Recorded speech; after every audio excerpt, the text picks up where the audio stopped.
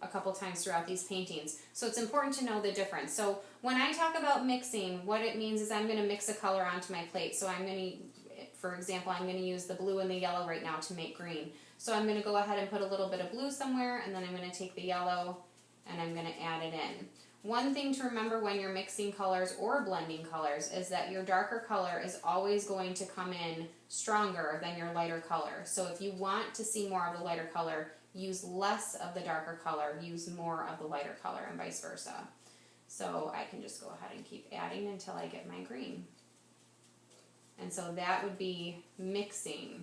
Now when I talk about blending, what I'm talking about is blending on my canvas. So for example, if you look at this painting, you can see that I went from a darker teal down to a lighter.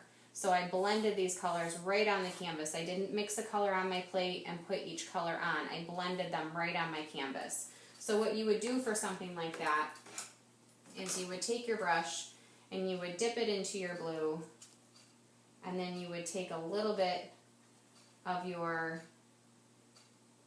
next color, so white in this case, and you're going to just kind of blend them together like this. You can see a streak on both sides.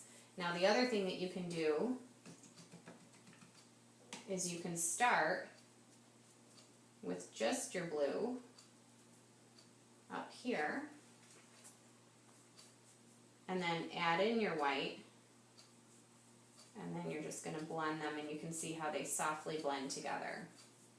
And again, the more that you want of the lighter color, the more you keep adding that lighter color. The lighter color is always going to be overpowered by that darker color.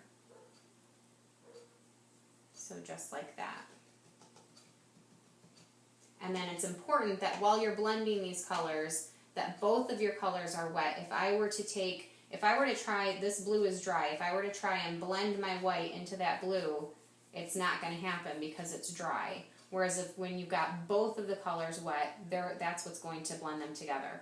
If your blue's not wet anymore and you really want to blend that color, what you're going to do is you're going to add just a tiny bit of blue onto your brush, and then you're going to add that white, and then that's what's going to help blend them again.